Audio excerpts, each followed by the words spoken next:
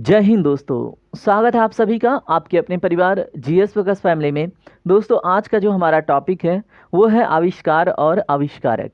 इसमें सबसे पहले दोस्तों हम टॉपिक पूरा रीड करेंगे, खूब ध्यान से पढ़ेंगे और जब टॉपिक कंप्लीट हो जाएगा तो दोस्तों हम एक टेस्ट लगाएंगे, ठीक है। और टेस्ट में सभी प्रश्न बहुत ही ज़्यादा महत्वपूर्ण होंगे जो कभी न कभी आरआरबी, एसएससी और आपके आरपीएफ एग्जाम में पूछे गए होंगे और किसी अन्य महत्वपूर्ण एग्जाम में पूछे गए प्रश्नों का संकलन है। तो चलिए आज के इस सेशन को स्टार्ट करते हैं और इसको संपन्न करते हैं।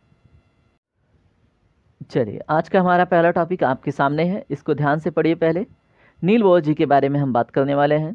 देखिए, यह डेनमार्क के एक वैज्ञानिक थे और परमाणु की जो संरचना है इसके ऊपर जो मॉडल दिया था वो नील बोहर जी हैं, ठीक है। तो आपको याद रखना है, परमाणु की संरचना का जो मॉडल प्रतिपादित किया था वो नील बोहर ने किया था। 1922 में नोबेल पुरस्कार से इनको सम्मानित किया गया था, आपको ये भी याद रखना है, ठीक है। दूसरा टॉपिक हमारा है हेनरी बैक्यूरेल के बारे में। तो हेनरी बैक्यूरेल फ्रांसीसी वैज्ञानिक थे और इन्होंने रेडियो एक्टिविटी और गामा किरणों की खोज की थी, जो कि आपके एग्जाम के लिए बहुत ही ज़्यादा महत्वपूर्ण हो जाता है, ठीक है। तो आप याद रखेंगे रेडियो एक्टिविटी और गामा किरणों की खोज हेनरी बैक्यूरेल जी ने की थी, ठीक है। बहुत सारे एग्जामों में पूछा जा चुका है। उसके बाद हेनरी कैवेंडिश के बारे में बात करते हैं, ठीक है। अब ये थे कौन? तो ये ब्रिटिश वैज्ञानिक थे और हाइड्रोजन को तत्व के रूप में खोजा था इन्होंने, आपको याद रखना है, ठीक है। तो आपसे प्रश्न बने हाइड्रोजन को तत्व के रूप में किसने खोजा था? तो हेनरी कैवेंडिश ने, ठीक है। चलिए बात करते हैं जेम्स चैडविक के बारे में। तो देखिए, यह एक ब्रिटिश वैज्ञानिक थे और न्यूट्रॉन की खोज इन्होंने ही की थी कब? 1932 में, ठीक है। मोस्ट इंपॉर्टेंट है 1932 में। और देखिए यहाँ पे एक ट्रिक बता रहा हूँ, आपको याद रखना। देखिए ये हो गया एक ईंट, ठीक है, और ये हो गए आप, तो ईंट पर नाच, ऐसा मैंने बोला। अब इस ट्रिक से दोस्तों आपको इलेक्ट्रॉन, प्रोटॉन और न्यूट्रॉन के खोजकर्ता का नाम याद हो गया, ठीक है। अब देखिए ईंट में, ठीक है, ई से हो गया इलेक्ट्रॉन और टी से हो जाता है दोस्तों जे थॉमसन, ठीक है। तो इलेक्ट्रॉन के खोजकर्ता जे थॉमसन हो गए। अब दूसरा है क्या? पर। पौ से हो गया दोस्तों प्रोटॉन और रॉ से हो गया दोस्तों रदरफोर्ड, ठीक है। तो एक तरह से आपको ये भी याद हो गया। और नाच में देखें, ईट पर नाच में यन से हो गया न्यूट्रॉन और च से हो गया चैडविक, ठीक है। तो इस तरह से ये आपको याद हो गया, ठीक है। अगर आपको याद हो गया तो आप इस वीडियो को लाइक कर लीजिए, ठीक है, और चैनल को सब्सक्राइब कीजिए। अगर आप इस पे नए हैं तो डेफिनेटली जुड़ जाइए, यह सीरीज आपके एग्जाम तक कंटिन्यू रहेगा, ठीक है। उसके बाद दूसरा देखिए, कोपरनिकस जी की उपलब्धि क्या है। देखिए, पोलैंड के यह एक खगोल शास्त्री हैं। बताया था कि पृथ्वी जो है वो स्थिर नहीं है, ठीक है, वो सूर्य के चारों ओर क्या करती है? चक्कर लगाती है। तो आपसे प्रश्न बने कि पृथ्वी सूर्य के चारों ओर चक्कर लगाती है, इस बात को सर्वप्रथम किसने बताया था? तो दोस्तों ये कोपरनिकस ने बताया था। और वो कौन थे? पोलैंड के एक खगोल शास्त्री थे, ठीक है। उसके बाद अब देखिए मैडम मैरी क्यूरी के बारे में बात करते हैं। अब इन्होंने कुछ उपलब्धि हासिल की है। सबसे पहले ये पोलैंड की एक वैज्ञानिक थी और बाद में ये फ्रांस की नागरिकता ग्रहण कर ली थी। और इन्होंने रेडियम की खोज की थी। मोस्ट इंपॉर्टेंट, रेडियम की खोज किसने की थी? मैडम मैरी क्यूरी ने। उसके बाद इनको 2 बार नोबेल पुरस्कार भी मिल चुका है, एक 1903 में और एक 1911 में, ठीक है। दोनों डेट बहुत इंपॉर्टेंट है। उसके बाद देखें जॉन डाल्टन महोदय के बारे में। देखिए यह एक ब्रिटिश वैज्ञानिक थे, आपको याद रखना है, जॉन डाल्टन एक ब्रिटिश वैज्ञानिक थे। और परमाणु सिद्धांत और गुणित अनुपात का जो नियम है वो किसने प्रतिपादित किया? जॉन डाल्टन महोदय ने, ठीक है। तो आपको याद रखना है। उसके बाद हम बात करते हैं चार्ल्स रॉबर्ट डार्विन के बारे में। तो ये भी एक ब्रिटिश वैज्ञानिक थे दोस्तों। यहाँ पे देखिए डार्विन नाम से जब आता है ना डार्विन, तभी एक सिद्धांत आता है, वो है विकास का सिद्धांत। विकास का सिद्धांत जैसे कहते हैं ना, मनुष्य बंदरों से इवॉल्व होके, ये विकसित होके मनुष्य बंदरों से होके आया है, ठीक है। यानी कि जो मनुष्य की मतलब पहली प्रजाति थी वो बंदर थी, ठीक है। तो इस सिद्धांत को इन्होंने द ऑरिजिन ऑफ स्पीसीज नाम की पुस्तक में दिया था, ठीक है। और एक प्रश्न बनता है, प्राकृतिक वर्ण नेचुरल सिलेक्शन का सिद्धांत किसने दिया था? वो भी चार्ल्स रॉबर्ट डार्विन ने दिया था। उम्मीद है कि आप याद रखेंगे इनका नाम। अब देखें महान वैज्ञानिक अल्बर्ट आइंस्टाइन, ठीक है। अब अल्बर्ट आइंस्टाइन के बारे में जानें। यह यहूदी मूल के एक जर्मन वैज्ञानिक थे सबसे पहले। उसके बाद जो सापेक्षता का सिद्धांत है इक्वल टू mc², ये किसने दिया? तो दोस्तों ये अल्बर्ट आइंस्टीन ने दिया, आपने बचपन से सुना होगा। और इनको प्रकाश वैद्युत प्रभाव की व्याख्या के लिए क्या मिल चुका है? नोबेल पुरस्कार भी मिल चुका है, जो कि आपके एग्जाम में पूछा जाता है। ठीक है, कि आइंस्टीन को नोबेल पुरस्कार मिला था उनके किस उपलब्धि के लिए? तो दोस्तों इन्होंने प्रकाश वैद्युत प्रभाव की व्याख्या की थी, क्या बोलते हैं इंग्लिश में, फोटो इलेक्ट्रिक इफेक्ट को इन्होंने परिभाषित किया था। उसके बाद देखें अलेक्जेंडर फ्लेमिंग के बारे में। तो दोस्तों देखिए, जो लाइसोजाइम और पेंसिलिन है इसके खोजकर्ता कौन है? Alexander Fleming. और यह कहाँ से थे? तो यह एक ब्रिटिश बैक्टीरियोलॉजिस्ट थे। ठीक है, बैक्टीरियोलॉजिस्ट मतलब बैक्टीरियों का अध्ययन करने वाला एक व्यक्ति या तो फिर ज्ञाता। ठीक है, तो अलेक्जेंडर फ्लेमिंग ने क्या खोजा? लाइसोजाइम और पेंसिलिन। चले अगला टॉपिक क्या है? गैलीलियो। गैलीलियो के बारे में तो हर कोई जानता है, इटली के वैज्ञानिक थे और इन्होंने ही टेलीस्कोप का निर्माण किया था। और कोपर्निकस की जो थियरी था उसको इन्होंने समर्थन दिया था। कौन सा थियरी? कि जो पृथ्वी है वो स्थिर नहीं है, वो क्या करती है? सूर्य के चारों ओर चक्कर लगाती है। ठीक है, और देखिए बहुत सारे धर्म ग्रंथ हैं जहाँ पे पृथ्वी को स्थिर भी बताया गया है, बहुत सारे धर्म ग्रंथ उसको अस्थिर भी बता रखे हैं। ठीक है, तो हमें याद रखना है गैलीलियो ने किसका समर्थन किया और कोपर्निकस ने क्या किया, क्योंकि हमें एग्जाम से मतलब है। उसके बाद गति के जड़त्व का जो नियम है उन्होंने भी, ठीक है, उसको भी गैलीलियो ने दिया था। चलिए बात करते हैं अगले टॉपिक पे। विलियम हार्वे के बारे में जान लेते हैं। ब्रिटिश डॉक्टर थे ये, और रक्त परिवहन की खोज किसने की थी? तो विलियम हार्वे ने। मोस्ट इंपॉर्टेंट क्वेश्चन बनता है, कारिकी एवं भ्रूणकी का भी प्रयोगात्मक अध्ययन किसने किया? तो दोस्तों वो भी विलियम हार्वे ही हैं। ठीक है, तो इनके कार्य याद रखना है, रक्त परिवहन, कारिकी एवं भ्रूणकी का प्रयोगात्मक अध्ययन। उसके बाद एडवर्ड जेनर के बारे में बात करें तो इंग्लिश डॉक्टर थे ये, और चेचक जिसको हम क्या कहते हैं देहात में, दोस्तों देखिए जो लोग ग्रामीण क्षेत्र से हैं जैसे मैं हूँ उन्हें पता होगा जो चेचक बीमारी है उसको दोस्तों हम लोग माता के नाम से जानते हैं। ठीक है, कि माता मैया निकली हुई हैं। ठीक है, उस जिस व्यक्ति के ऊपर इसका प्रभाव होता है उनकी पूजा होती है, उनको अच्छे अच्छे फलाहार दिए जाते हैं, उनको एकदम स्वच्छ रखा जाता है। ठीक है, तो ये सारी एमेनिटीज़ मिलती हैं, सुविधाएं मिलती हैं एक चेचक पीड़ित व्यक्ति को। ठीक है, क्योंकि दोस्तों इसमें जो वायरस है ना वो जैसे गंदगी से बहुत तेज फैलता है। ठीक है, तो इसमें क्या होता है कि साफ सफाई पे विशेष ध्यान दिया जाता है। और इसके जो मतलब अगर खोजकर्ता इसके टीका के हैं तो वो कौन है? एडवर्ड जेनर है। ठीक है, तो हमें कुछ सामाजिक बातों से भी कुछ कोरिलेट करके जानना चाहिए। अब देखें जोसेफ लिस्टर के बारे में। यह एक ब्रिटिश सर्जन थे और एंटीसेप्टिक सर्जरी का सूत्रपात इन्होंने किया था, आपको याद रखना है। ठीक है, आपसे प्रश्न बने एंटीसेप्टिक सर्जरी का सूत्रपात किसने किया? तो जोसेफ लिस्टर ने। मोस्ट इंपॉर्टेंट नाम प्रिस्टले। ठीक है, तो अब देखिए जिसके सहारे आप जीवित हैं, ठीक है, जिसको हम ऑक्सीजन कहते हैं। ठीक है, तो ऑक्सीजन था लेकिन सर्वप्रथम इन्होंने उसको पहचाना। ठीक है, कि यही एलिमेंट है जो ऑक्सीजन है और इसी को हम लेके क्या करते हैं? श्वसन करते हैं और जीवित रहते हैं, यानी कि हमारे जीवन में इसका महत्वपूर्ण योगदान है। ब्रिटिश रसायन शास्त्री हैं कौन? Joseph Presley. और गैसों को एकत्रित करने की विधि भी किसने विकसित की थी? जोसेफ प्रिस्टले ने। ठीक है, मोस्ट इंपॉर्टेंट क्वेश्चन। उसके बाद देखें WC रॉन्टजन जी के बारे में बात करें तो दोस्तों इसमें जर्मन वैज्ञानिक हैं रॉन्टजन जी, और एक्सरे की खोज किसने की थी? रॉन्टजन महोदय। और उन्हीं के नाम पे जो एक्सरे है ना उसको रॉन्टजन रेज के नाम से भी जाना जाता है। ठीक है, मोस्ट इंपॉर्टेंट क्वेश्चन आपके एग्जाम में बनेगा कि रॉन्टजन रेज होती क्या है, तो वहाँ पे आप कंफ्यूज। ठीक है, तो अगर आपने ये सेशन अटेंड किया है तो आपको पता रहेगा कि जो एक्स किरणों की खोज करता है वो कौन है? WC रॉन्टजन, और वह एक जर्मन वैज्ञानिक है, इसलिए उनके नाम पे उस रेज का नाम भी रखा गया है। ठीक है, उम्मीद करता हूँ कि आपको सेशन मतलब क्वालिटेटिव लग रहा होगा और क्वांटिटेटिव भी है, लेकिन हम इसमें पूरी कोशिश किए हैं कि इसको ना एकदम गुणवत्तापूर्ण और संक्षिप्त में रखें। ठीक है, जितना आपके एग्जाम में पूछा जाए। ठीक है, उसके बाद देखें रॉबर्ट हुक महोदय के बारे में। देखिए जो मृत पादप उत्तक हैं, टिश्यूज होता है ना, तो उसमें इन्होंने कोशिकाओं की खोज की थी। किसने?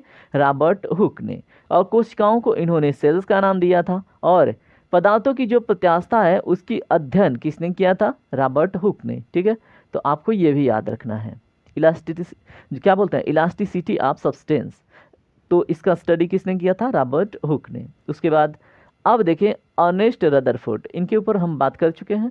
ठीक है, पर वाले पोर्शन में, ठीक है। लेकिन यहाँ पे देखें यह एक स्कॉटलैंड के वैज्ञानिक थे। 1911 में इन्होंने परमाणु के नाभिक की खोज की थी, जो कि मोस्ट इंपॉर्टेंट है, ठीक है। तो इन्होंने नाभिक में क्या देखा था बताइए, प्रोटॉन और न्यूट्रॉन होते हैं, लेकिन विशेषकर इन्होंने प्रोटॉन देखा था, ठीक है। तो ईट पर, ठीक है, तो पर means proton, R means Rutherford, ठीक है। उसके बाद देखें आर्यभट्ट का जो मतलब एक तरह से दिया गया योगदान है वो क्या है, यह एक भारत के प्रसिद्ध खगोलज्ञ एवं गणितज्ञ हैं, पहली बात तो। और देखिए जीरो का आविष्कार किसने किया था, कमेंट कीजिएगा। उसके बाद देखिए आर्यभट्टी की रचना किसने की थी, आर्यभट्ट ने। बताया कि जो पृथ्वी है अपने अक्ष पर घूमती है और सूर्य की परिक्रमा करती है, ठीक है, मोस्ट इंपॉर्टेंट। जैसे पृथ्वी है वो अपने अक्ष पे ही घूमती है और वो क्या करती है, सूर्य का परिक्रमा करती है, ठीक है। तो आर्यभट्ट महोदय ने ये बोला था। जगदीश चंद्र बोस के बारे में बात कर लेते हैं। तो यह प्रसिद्ध भौतिकी वैज्ञानिक थे और बेतार प्रणाली का इन्होंने सबसे पहले अपना प्रदर्शन किया था। जैसे बेतार प्रणाली मतलब जो हम फ़ोन करते हैं तो इसमें तार की आवश्यकता नहीं पड़ती, इसी को बोलते हैं बेतार प्रणाली, ठीक है। उसके बाद वनस्पतियों की जो संवेदनशीलता है उसके ऊपर इन्होंने अध्ययन किया था। क्रेस्कोग्राफ यंत्र का आविष्कार किया था, मोस्ट इंपॉर्टेंट आपसे पूछा जाता है। क्रेस्कोग्राफ यंत्र का आविष्कार किसने किया था, तो दोस्तों जगदीश चंद्र बोस जी ने, ठीक है। उसके बाद बोस आइंस्टीन की स्थापना किसने, बोस इंस्टीट्यूट की स्थापना किसने की, जगदीश चंद्र बोस ने, ठीक है। सुभाष चंद्र बोस नहीं लगाएंगे आप, ठीक है। देखें अभी तक हमने बहुत सारे टॉपिक कर लिए हैं और अभी भी हमारे पास टॉपिक हैं, ठीक है। अब देखें चंद्रशेखर वेंकट रमन, तो आपने सुना होगा रमन प्रभाव, ठीक है। तो रमन प्रभाव की खोज किसने की, चंद्रशेखर वेंकट रमन जी ने। 1930 में इनको भौतिकी के लिए नोबेल पुरस्कार भी मिला था और 28 फरवरी को इन्होंने रमन प्रभाव जब खोजा तो उसके उपलक्ष्य में इनको राष्ट्रीय विज्ञान दिवस मनाया जाता है, ठीक है। जिस दिन इन्होंने रमन प्रभाव की खोज करी उसी के दिन राष्ट्रीय विज्ञान दिवस मनाया जाता है अपने वहाँ 28 फरवरी को। और 1954 में इनको भारत रत्न और 1958 में इनको लेनिन शांति पुरस्कार से सम्मानित किया गया था, ठीक है। इतना इन्फॉर्मेशन आपको याद है तो आपको चंद्रशेखर वेंकट रमन जी याद रहेंगे एग्जाम में भी। अब देखिए बिरबल साहनी जी, ये प्रसिद्ध ये क्या थे, वनस्पतिज्ञ थे और फर्नी की जो सजातीयता है और जो संरचना है उसके ऊपर इन्होंने निर्णायक खोज की थी, ठीक है। तो आपको याद रखना है अगर आपसे प्रश्न बने कि जो फर्नी की सजातीयता है और संरचना है इसके ऊपर निर्णायक खोज किसने की, तो बिरबल साहनी जी, ठीक है। अब देखें क्या नाम है, मेघनाद साहा, ठीक है। तो ये भौतिकी के विद्वान थे, ठीक है, स्कॉलर ऑफ फिजिक्स और तापीय आयनन सिद्धांत और थर्मोडायनेमिक्स के अनुसंधान इन्होंने किए थे, इसके ऊपर रिसर्च किया था, तापीय आयनन सिद्धांत और थर्मोडायनेमिक्स में अनुसंधान। उसके बाद the history of Hindu science उनकी एक प्रसिद्ध क्या है, कृति है, ठीक है। तो आपसे प्रश्न बनता है the history of Hindu science के जो रचनाकार हैं, जो कृतज्ञ हैं, कौन है, तो दोस्तों मेघनाद साहा हैं, ठीक है। और उनकी जो प्रसिद्ध कृति है वो क्या है, the history of Hindu science, ठीक है।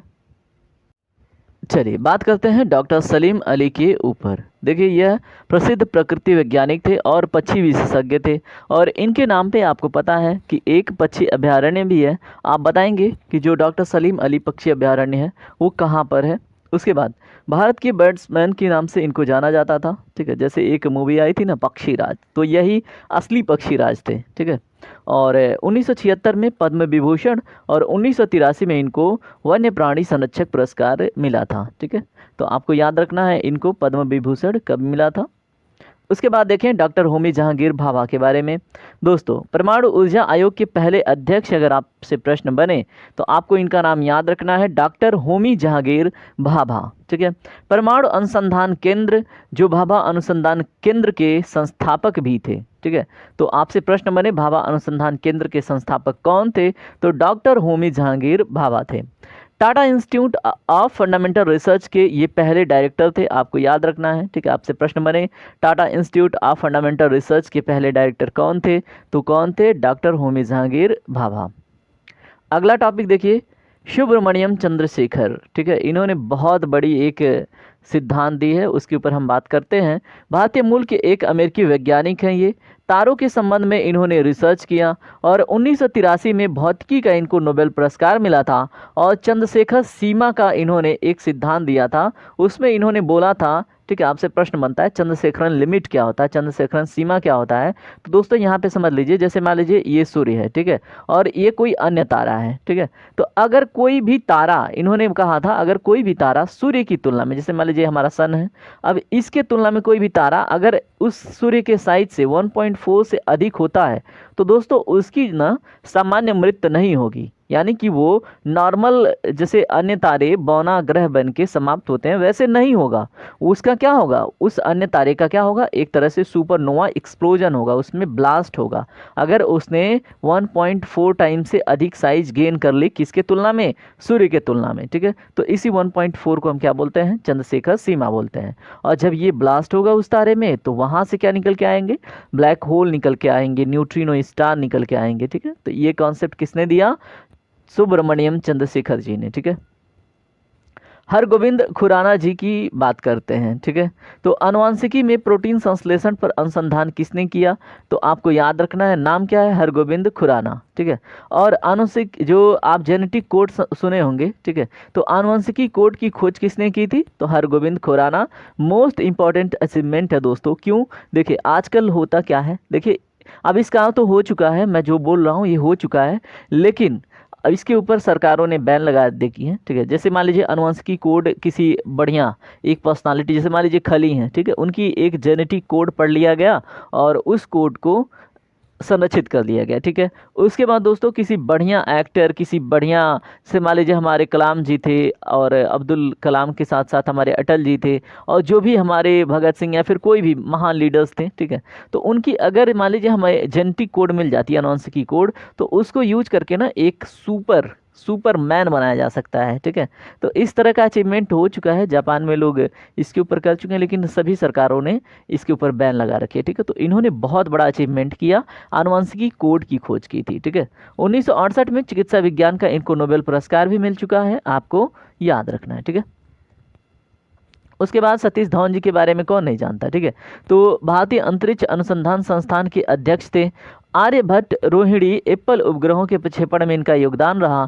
सुपरसोनिक ट्रांसोनिक विंड टनल का निर्माण में इनका योगदान रहा। तो आपको पता भी है सतीश धवन सेंटर भी है एक, ठीक है।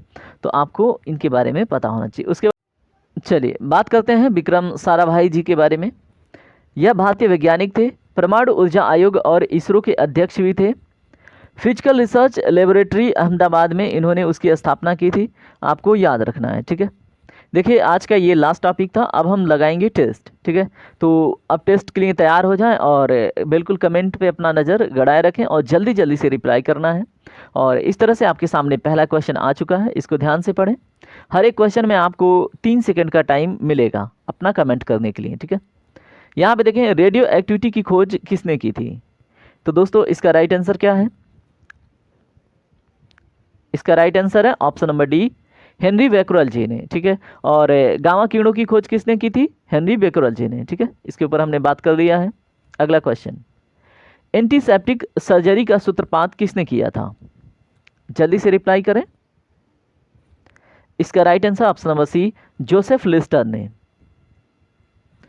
क्वेश्चन नंबर 3 देखिए क्या है, 1948 में गठित परमाणु ऊर्जा आयोग के अध्यक्ष कौन थे,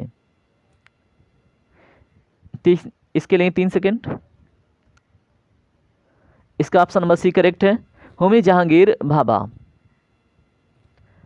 E=mc² का प्रतिपादन किसने किया था, इसके लिए मात्र 2 सेकंड, जल्दी से अपना आंसर करें। देखिए अगर आप नाम नहीं लिखना चाहते तो क्वेश्चन नंबर जैसे मान लीजिए ऐसे क्वेश्चन नंबर 4 और ऑप्शन नंबर ए ट्रिक कर दीजिए ऐसे, ठीक है। तो इसका राइट आंसर है ऑप्शन नंबर ए, अल्बर्ट आइंस्टीन ने। क्वेश्चन नंबर 5, सापेक्षता का सिद्धांत किसने दिया था, दोस्तों इसका भी राइट आंसर क्या है, ऑप्शन नंबर ए। क्वेश्चन नंबर 6 देखिए क्या है, भारतीय अंतरिक्ष अनुसंधान संस्थान कहाँ स्थित है, इसरो की बात हो रही है, तो दोस्तों ये कहाँ पे है, ऑप्शन नंबर ए इसका करेक्ट होगा, बेंगलोर में, ठीक है। क्वेश्चन नंबर 7 देखिए क्या है, चंद्रशेखर वेंकट रमन को नोबेल पुरस्कार कब मिला था, प्रश्न नंबर 7 का राइट आंसर क्या होगा, ऑप्शन नंबर बी करेक्ट है, 1930 में। प्रश्न नंबर 8 देखिए क्या है, परमाणु के नाभिक की खोज किसने की थी, प्रश्न नंबर 8 का राइट आंसर ऑप्शन नंबर ए, रदरफोर्ड ने। प्रश्न नंबर 9 देखिए क्या है, सूर्य के द्रव्यमान के 1.4 गुने द्रव्यमान को क्या कहा जाता है? तो दोस्तों मैंने आपको डिटेल में समझाया, इसको हम चंद्रशेखर सीमा कहते हैं। ऑप्शन नंबर बी इसमें करेक्ट है। प्रश्न नंबर 10 देखिए, केस्कोग्राफ नामक यंत्र की खोज किसने की थी? दोस्तों मोस्ट इंपॉर्टेंट, मैंने आपको बताया था। प्रश्न नंबर 10 का राइट आंसर क्या है? ऑप्शन नंबर ए जगदीश चंद्र बोस ने। किसका खोज किया था? केस्कोग्राफ नामक यंत्र का। The history of Hindu science किसकी अनुपम कृति है? प्रश्न नंबर 11 का right answer option number D Meghnad Saha का।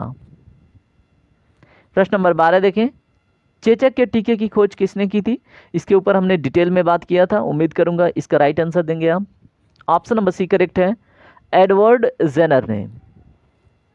प्रश्न नंबर 13 क्या है? किसने बताया पृथ्वी अपने अक्ष पर घूमती है, सूर्य की परिक्रमा करती है? ठीक है, तो प्रश्न नंबर 13 का right answer option number A Aryabhatta ji ने। ठीक है। प्रश्न नंबर 14 देखिए क्या है, न्यूट्रॉन की खोज किसने की थी? तो दोस्तों ईट पर नाच, है ना, तो ऑप्शन नंबर ए करेक्ट है, जेम्स चैडविक। प्रश्न नंबर 15 देखिए, परमाणु के सिद्धांत का प्रतिपादन किसने किया था? प्रश्न नंबर 15 का राइट आंसर क्या है? Option number B John Dalton ने। प्रश्न नंबर 16 देखिए क्या है, द ऑरिजिन ऑफ स्पीसीज किसकी रचना है? तो दोस्तों इसका राइट आंसर क्या है? प्रश्न नंबर 16 का right answer option number A Charles Darwin ने। प्रश्न नंबर 17 क्या है, राष्ट्रीय विज्ञान मनाया जाता है, ठीक है, राष्ट्रीय विज्ञान दिवस मनाया जाता है, कब मनाया जाता है? आपसे प्रश्न पूछा जा रहा है। तो दोस्तों 28 फरवरी, ठीक है, तो ऑप्शन नंबर डी इसका करेक्ट होगा, 28 फरवरी को, क्योंकि रमन प्रभाव का खोज हुआ था, वेंकटम रमन जी ने रमन प्रभाव की खोज की थी। ठीक है, उसी के उपलक्ष्य में उसी को सेलिब्रेट करते हैं। और प्रश्न नंबर 18 देखिए क्या है, हाइड्रोजन को तत्व के रूप में किसने खोज की थी? तो दोस्तों इसके ऊपर हमने बात किया था, बताएं जल्दी से। प्रश्न नंबर 18 का right answer option number C है, हेनरी कैवेंडिश ने। ठीक है, हाइड्रोजन को तत्व के रूप में खोजा था। प्रश्न नंबर 19 देखिए, रक्त परिवहन की खोज किसने की थी? तो दोस्तों प्रश्न नंबर 19 का राइट आंसर ऑप्शन नंबर ए है, विलियम हार्वे जी ने। प्रश्न नंबर 20 देखते हैं, एक्सरे की खोज किसने की थी? तो दोस्तों मैंने आपको इसको डिटेल में बताया था, है ना, कि इसको रॉन्टजन रेज के नाम से भी जानते हैं। ऑप्शन नंबर बी इसका करेक्ट है, WC रॉन्टजन जी ने। प्रश्न नंबर 21 देखिए क्या है, गति के जड़त्व के नियम को किसने प्रतिपादित किया? तो दोस्तों इसमें राइट आंसर क्या होगा? प्रश्न नंबर 21 का right answer option number B Galileo ने। ठीक है, और टेलीस्कोप का आविष्कार भी गैलीलियो ने किया था। प्रश्न नंबर 22, गति के नियम किसने दिए थे? तो दोस्तों प्रश्न नंबर 22 का राइट आंसर ऑप्शन नंबर ए है, न्यूटन ने। गति के नियम किसने दिए थे? न्यूटन ने। और गति के जड़त्व का जो नियम प्रतिपादित किया था वो गैलीलियो ने। भारत का बर्ड्समैन पक्षीराज किसे कहा जाता है? तो दोस्तों यहाँ पे राइट आंसर क्या होगा बताएं? मैंने आपको बताया था डॉक्टर सलीम अली। ठीक है, और मैंने आपसे एक प्रश्न पूछा है, उसका जवाब मुझे चाहिए कमेंट में। ठीक है, कि जो डॉक्टर सलीम अली हैं उनके नाम पे पक्षी अभ्यारण्य है, कहाँ पर है? प्रश्न नंबर 14 देखिए क्या है, आनुवांशिकी कोड की खोज किसने की थी? तो दोस्तों प्रश्न नंबर 24 का right answer option number D Hargobind Khorana ji ने। ठीक है, किसकी खोज करी थी? आनुवांशिकी कोड, जेनेटिक कोड, इसको हमने डिटेल में डिस्कस किया। लाइसोसोम की खोज किसने की थी? दोस्तों प्रश्न नंबर 26 का राइट आंसर क्या है? ऑप्शन नंबर बी, किसने? बताएं, क्या इसमें से कोई और है क्या लाइसोसोम का खोज करता? आप हमें इसका आंसर कमेंट करेंगे। ठीक है, मैंने आपको बताया था लाइसोसोम और एक और भी खोज की थी। ठीक है, तो इसका आप कमेंट में राइट आंसर दीजिएगा। प्रश्न नंबर 27 देखिए क्या है, प्राकृतिक चयन का सिद्धांत किसने दिया था? ठीक है, तो बताएं प्रश्न नंबर 27 का राइट आंसर क्या है? ऑप्शन नंबर ए डार्विन ने। ठीक है, प्रश्न नंबर 28 क्या है, लाइकेन की खोज किस वैज्ञानिक ने की थी? प्रश्न नंबर 28 का right answer option number D, किसने? तुलासने। ठीक है, तुलासने ने की थी किसका खोज? लाइकेन की। ठीक है, सर्वप्रथम जीवाणु का पता किसने लगाया था? इसका right answer option number B है, ल्यूवेन हॉक ने। ठीक है, किसने लगाया दोस्तों? ल्यूवेन हॉक ने। प्रश्न नंबर 30 देखिए क्या है, पेंसिलिन की खोज किसने की थी? जल्दी से कमेंट करें अपना answer. Right answer option number A Alexander Fleming ने। देखिए पुलिस वाले एग्जाम में पूछा गया था ये प्रश्न। कोशिका शब्द का प्रयोग सर्वप्रथम किसने किया था? इसका राइट आंसर ऑप्शन नंबर ए रॉबर्ट हुक ने। ठीक है, प्रश्न नंबर 32 देखिए क्या है, इंसुलिन की खोज किसने की थी? प्रश्न नंबर 32 का right answer option number B, यानी कि वेंटिग एवं बेस्ट ने। ठीक है, तो आप याद रखेंगे इनका नाम, जो वेटिंग एवं बेस्ट है, इन्होंने खोज किया था इंसुलिन की खोज। और इंसुलिन का जब प्रोडक्शन बॉडी में नहीं होता है दोस्तों, तो कौन सा बीमारी हो जाता है? मधुमेह का, जिसको हम शुगर कहते हैं। गामा किरण की खोज किसने की थी? इसके ऊपर हमने बात किया था, इसका राइट आंसर है, बताएं गामा किरणों की खोज किसने की थी? इसका आप कमेंट करेंगे आंसर। ठीक है, चलिए बात करते हैं अगले प्रश्न पे। रेबीज के टीके की खोज किसने की थी?